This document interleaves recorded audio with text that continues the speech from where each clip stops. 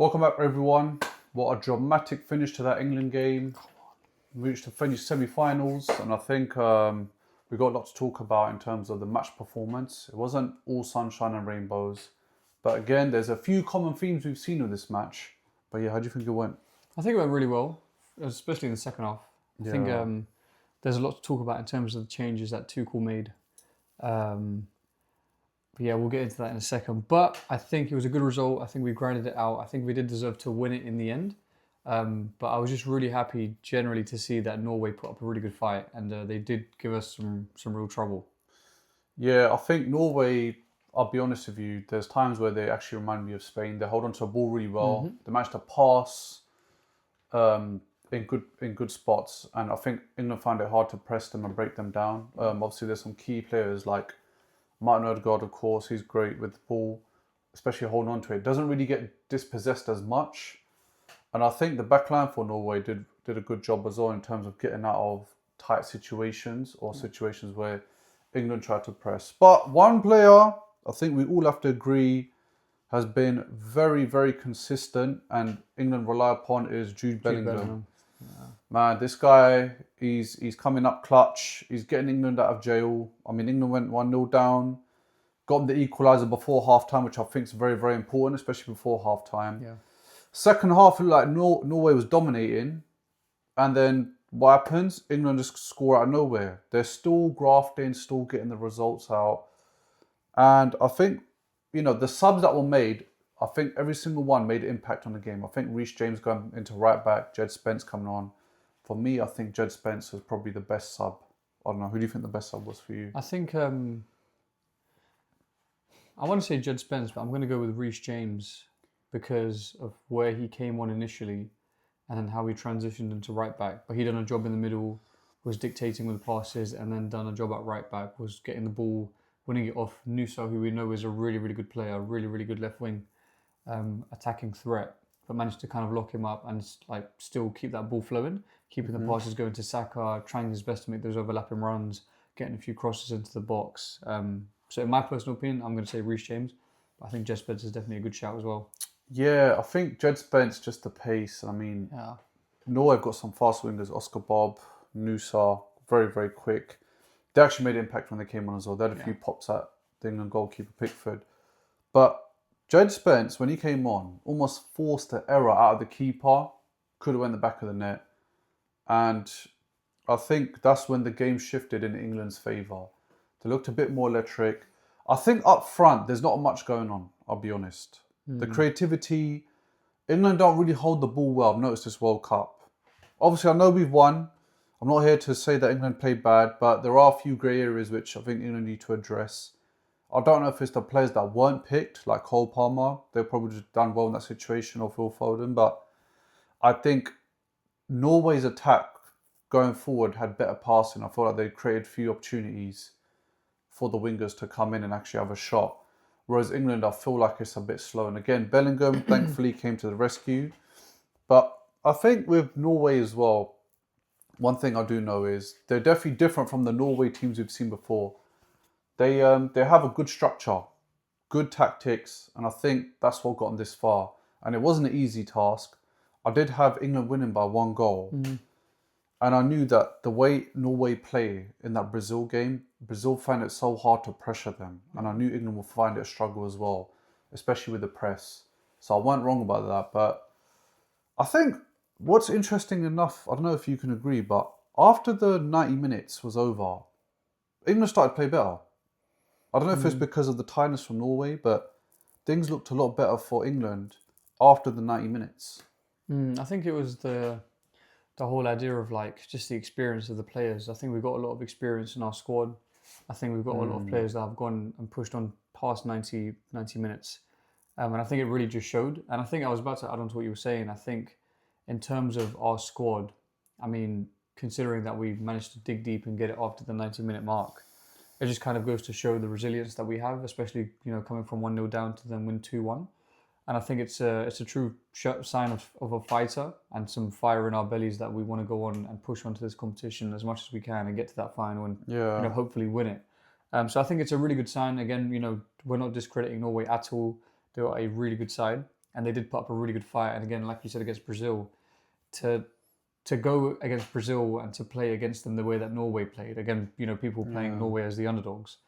And to just keep the ball flowing, keep that fluidity, keep the passing momentum, and to actually punish Brazil, it's not easy. So we are definitely not overlooking exactly who we came up against today. And honestly, I'm just really proud of the way that we performed. And to be honest with you, I'm really proud of the way that Norway have come into this competition and taken it by storm and taken the bull by the horns and, blown people out the water, again, like Brazil. So, again, yeah.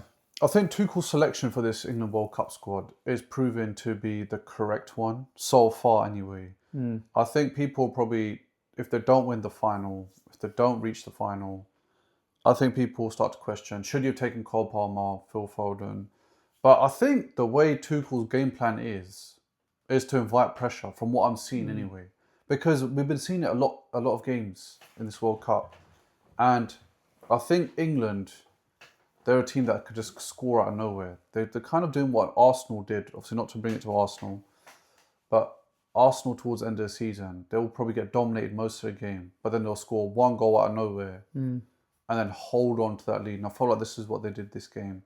Another thing as well was set pieces. We looked very, very nervous when it comes to set pieces.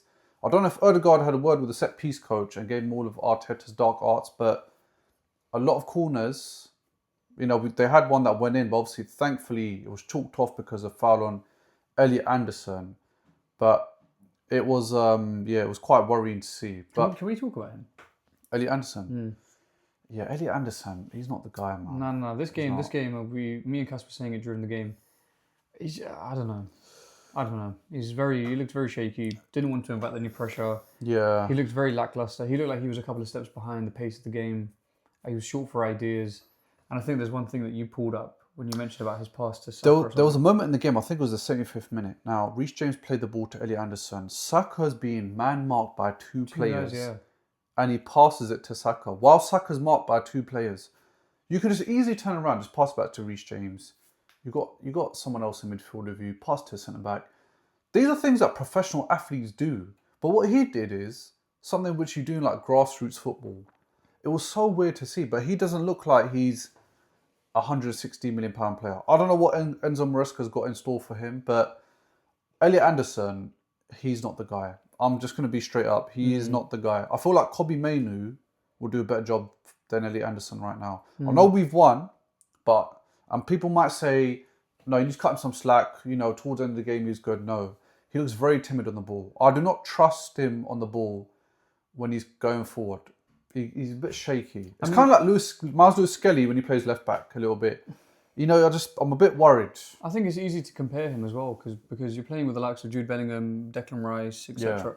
Yeah. You can clearly see the levels, and I mean maybe he's young, but then at the same time Jude Bellingham's young as well, and you're going for £130 million. Like we're expecting to see more.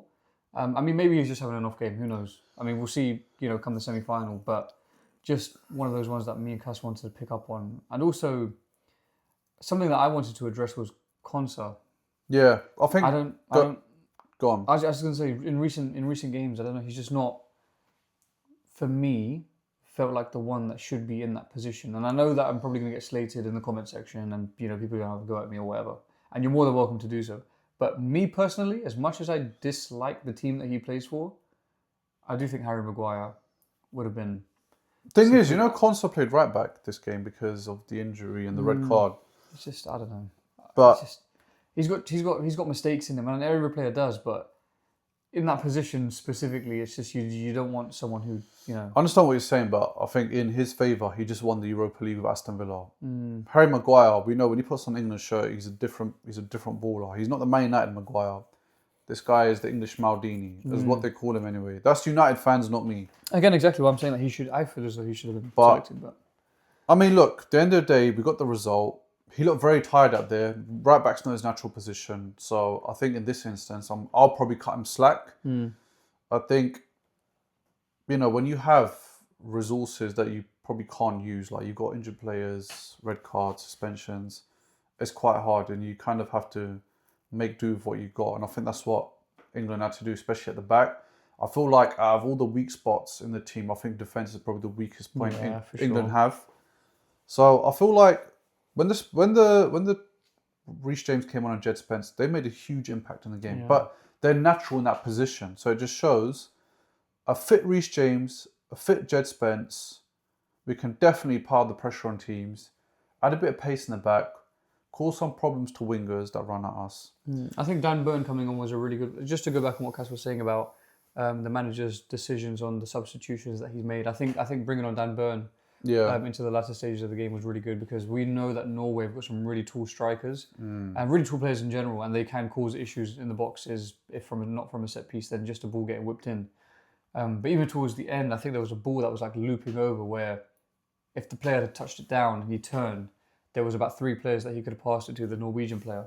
Just Dan Burn being there, that big tall figure, just to kind of knock it out, just for safety and stuff. Even those very small tactical tweaks and those very small changes that people just kind of overlook, I think it was really, really refreshing to see, considering that over the years we've kind of fallen short, potentially based on the substitutions that we haven't made. So. Yeah, no, I agree, and I think as a manager, especially international duty, when you pick a team, you're going to pick your 11 players that you know will be starting regularly. Yeah. And I feel like you're going to pick the players that will come on as subs, like for like players. Yeah.